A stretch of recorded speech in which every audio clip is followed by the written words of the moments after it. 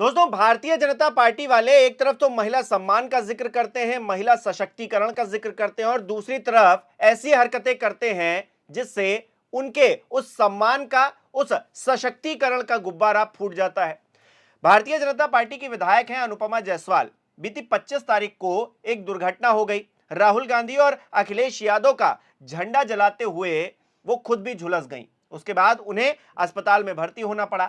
लेकिन 3 दिन गुजर गए, कोई उनसे मिलने के लिए नहीं पहुंचा। भारतीय जनता पार्टी के बड़े से बड़े नेता जो कहीं ना कहीं अनुपमा जायसवाल को प्रेरित कर रहे थे कि महिला सम्मान में और महिलाओं को आरक्षण दिलवाने में अगर कोई रोड़ा बन रहा है तो वो समाजवादी पार्टी है, कांग्रेस पार्टी है। इसी वजह से वो झंडा जलाने तक पहुंच गई थी और उसके बाद जो दुर्घटना हुई, कोई पूछा हाल तक नहीं था उनका।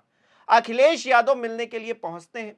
अखिलेश यादव तस्वीरें शेयर करते हुए क्या कहते हैं? हम नहीं चाहते कि समाज के बीच आग जले, हम चाहते हैं समाज में सौहार्द की फुहार हो। हमारी सकारात्मक राजनीति की स्वस्थ परंपरा ने हमें यही सिखाया है। इसीलिए हम भारतीय जनता पार्टी विधायक श्रीमती अनुपमा जायसवाल जी से मिलने गए और उनके शीघ्र स्वास्थ्य लाभ की कामना करके आए हैं। राजनीति अपनी जगह है और मानवीय संबंधों का महत्व अपनी जगह, सद्भाव बना रहे, सौहार्द बना रहे, ये बात अखिलेश यादव ने कही। अब जैसे ही अखिलेश यादव ने ये तस्वीरें शेयर की, वो मुलाकात करके आए, भारतीय जनता पार्टी वालों को शर्म आई होगी कि भाई हमारी नेता हैं, उनके साथ दुर्घटना हो गई है, हम तो मिलने गए नहीं। तो फिर डिप्टी सीएम पहुंच गए मिलने के लिए और उनसे पहले ओम प्रकाश राजभर ने भी मुलाकात की थी। अब केशव प्रसाद मौर्य क्या लिख रहे हैं, देखिए जरा। मेदांता अस्पताल लखनऊ में माननीय उप मुख्यमंत्री श्री ब्रजेश पाठक जी एवं भाजपा उत्तर प्रदेश के माननीय महामंत्री संगठन श्री धर्मपाल सिंह जी के साथ पूर्व मंत्री व माननीय विधायक श्रीमती अनुपमा जायसवाल जी से भेंट कर उनका कुशलक्षेम जाना। अनुपमा जी भारतीय जनता पार्टी के एक संघर्षशील कार्यकर्ता हैं और महिला अधिकारों के मुद्दे पर सदैव मुखर रहती हैं। प्रभु श्री राम से उनके शीघ्र स्वास्थ्य लाभ की प्रार्थना करता हूं। अब बताइए, अब प्रार्थना की जा रही है, लेकिन मुलाकात करने के लिए 3 दिनों तक कोई नहीं आया था। सबसे पहले अखिलेश यादव ही पहुंचे, जो कि विपक्ष के नेता हैं।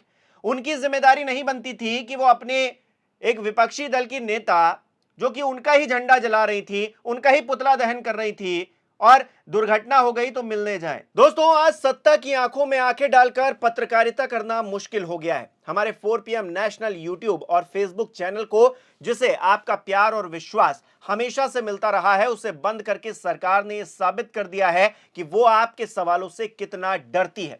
मुश्किल दौर है, लेकिन हम न रुके थे और न ही रुकेंगे। हम सच के लिए हमेशा लड़ते रहेंगे। ऐसे में 4 PM यूपी को ज्यादा से ज्यादा ज्वाइन करें और स्वतंत्र पत्रकारिता को जिंदा रखने के लिए जितना हो सके उतना हमारा आर्थिक सहयोग करें। आपके सहयोग से ये जंग हम जीत कर रहेंगे। लेकिन अखिलेश यादव ने उस राजनीतिक विद्वेष की भावना से दूर हटते हुए अपना एक मानवीय रुख दिखाया, लेकिन भारतीय जनता पार्टी का कोई नेता नहीं पहुंचा था।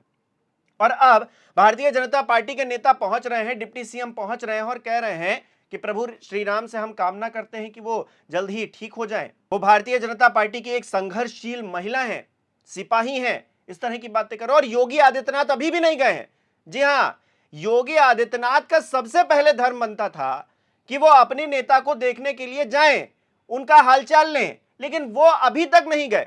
वो कहां व्यस्त हैं? वो व्यस्त हैं बड़ी बड़ी परियोजनाओं के लोकार्पण कार्यक्रम में। अब प्रधानमंत्री नरेंद्र मोदी आए हुए हैं, राष्ट्रीय अध्यक्ष आए हुए हैं, तो फिर कहां हो सकते हैं?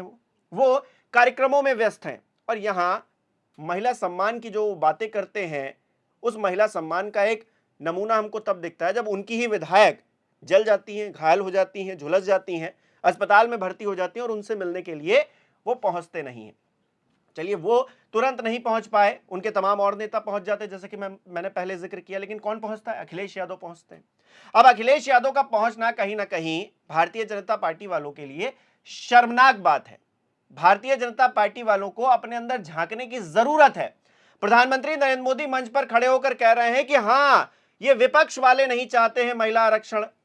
अब भैया, महिला आरक्षण का जो कानून था, बिल था, वो तो आपने 2023 में संसद से पास करवा लिया।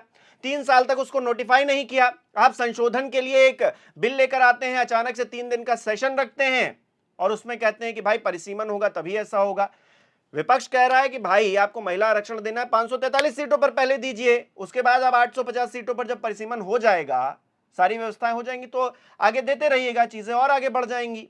लेकिन नहीं, आपको तो राजनीति करनी है, महिलाओं का जिक्र करना है। और बंगाल में जाकर आप दीदी और दीदी कर रहे हैं, बदतमीजी कर रहे हैं, महिला सांसद के ऊपर जो है हमले हो रहे हैं, इस तरह की परिस्थितियां बन रही हैं वहां पर। और यहां उत्तर प्रदेश में एक महिला विधायक जो है आपकी झुलस जाती है, तो आप मिलने के लिए भी नहीं जाते। तो भारतीय जनता पार्टी को कहीं ना कहीं आईना दिखाने का काम अखिलेश यादव ने किया है, और अखिलेश यादव ने एक तरह से झकझोर दिया है दोनों डिप्टी सीएम को, और उन्हें मजबूर कर दिया है कि आप भी अपनी विधायक की सुध ले लीजिए जाकर।